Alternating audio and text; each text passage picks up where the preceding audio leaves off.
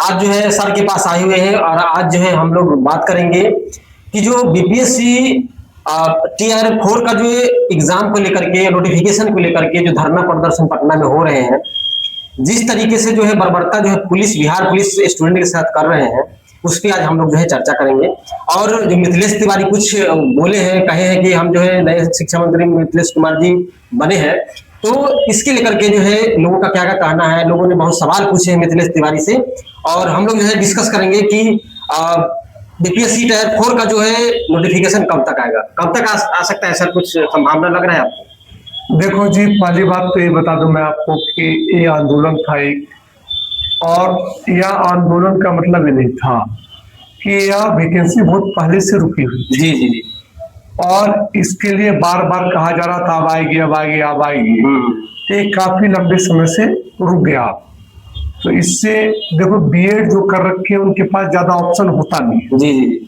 जैसे normal graduate है तो एसएससी भी देता है, बैंक भी देता है, जब कोई बीएड करता है तो स्पेशलाइज हो जाता है।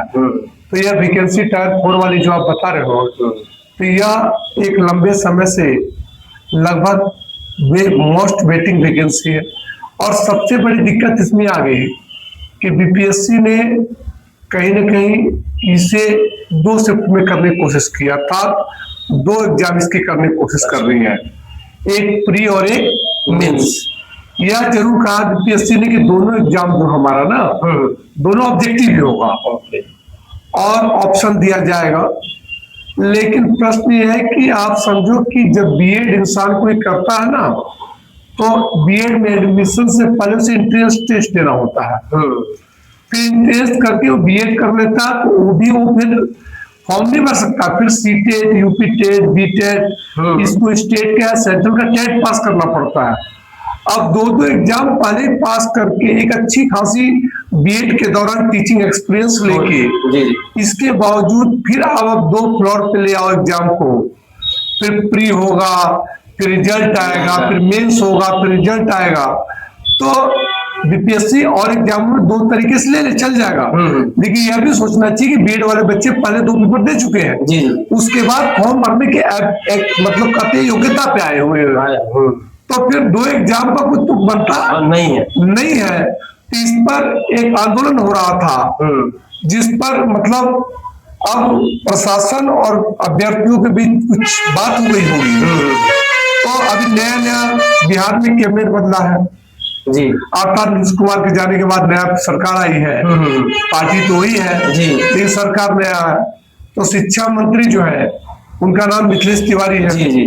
इन्होंने बच्चों को आश्वासन दिया है कि हम इस पे मतलब आज मीटिंग थी एक बहुत बड़ी, कि इस पर सुनवाई के लिए क्या प्री मेंस होगा कि नहीं होगा, आगे क्या करना है, इस पर एक आप मीटिंग थी माननीय शिक्षा मंत्री का बिहार सरकार जी। तो इस पर कोई खास अभी अपडेट नहीं है, लेकिन यह है कि यह विचाराधीन में आ चुका है बात कि बच्चे इससे नाखुश है। यह बात सरकार को समझ में आ गई कि बच्चे, एक तो वैकेंसी आना, ये दूसरा चीज हो गया, फिर वैकेंसी पे 2 बार में एग्जाम देना, यह दूसरी बात हो गई। तो सरकार को लेट पर भी ये पता चल गया कि अभ्यर्थी बहुत नाराज चल रहे हैं। दूसरी चीज, 2 पेपर का पुरजोर विरोध हो रहा। अब विरोध होने का कोई लॉजिक नहीं है कि आप और एग्जामों को बीपीएससी बहुत सारे एग्जाम कंडक्ट करती है, सब में प्री मेंस कर दे, कोई दिक्कत नहीं है। जहां प्री करना कर दे, जहां मेंस करना कर दे। लेकिन इस एग्जाम में अभ्यर्थी पहले से ही एक लंबा एजुकेशन लेके आते हैं, 2 साल बीएड किए, उसके बाद 2 साल सीटेट की तैयारी किए, यूपी टेट बीटेट की तैयारी किए, फिर 2 साल बीएड, 2 साल। देखो, टेट एग्जाम भी ना कोई आसान एग्जाम नहीं होता है। इसका रिजल्ट सबको पता है बेहद कम होता है। सीटेट का रिजल्ट 1-2%, 3% में हालत खराब हो जाता है। अब तो थोड़ा रिजल्ट सुधर भी रहा, नहीं तो पहले 0.1-2-3 यही रिजल्ट आता था इसका। तो कहीं ना कहीं एक टफ पेपर है, टफ मतलब बहुत ही टॉप लॉजिकल टेट का पेपर होता है। अब इतना ज्यादा मेहनत करने के बाद फिर अगेन आप एक नया एग्जाम लो प्री मेंस करके, तो पहले ठीक था कि एक ही एग्जाम हो। और मैं भी अनुरोध करूंगा राज्य सरकार से कि इसको एक ही एग्जाम में रखा जाए। यूपी में भी देखो बीए धारी बीटीसी धारी के लिए सुपर टेट का पेपर होता है, तो एक ही पेपर होता है, दो नहीं होते, एक ही होता है। क्योंकि ऑलरेडी जितना पढ़ाई करके आए हैं, इतना एजुकेटेड पर्सन है, तब पर भी 2 एग्जाम नहीं, इन्होंने इस थीम पे ले लिया कि जो दिल्ली है ना, DSSB जो टीचर की वैकेंसी लेती है ना, इसमें 2 एग्जाम लेती है, प्री और मेंस लेती है। तो चूंकि ये सेंट्रल गवर्नमेंट है, लेकिन स्टेट गवर्नमेंट प्री और मेंस इधर मतलब नॉर्थ इंडिया में यूपी हुआ, बिहार हुआ, यहाँ तो ऐसा नहीं है। और आपको यूपी टीचर मिलना योग्यता तो आप एक पेपर से चेक कर सकते हो। अब इस पर बीपीएससी ने अपनी दलील रखी कि इससे मतलब इधर उधर कुछ भी नहीं होगा, हर चीज आसानी से होगा, तो कहीं भी मतलब भ्रष्टाचार की उम्मीद नहीं रहेगी। तो सरकार है, अगर स्टिक रूप में आएगी तो कभी भ्रष्टाचार नहीं होगा, और थोड़ा बहुत ऊंच नीच होता है, सरकार से भली बातें देख लेती है, ऐसी कोई बात नहीं है। तो इसको एक ही एग्जाम रहने देना चाहिए।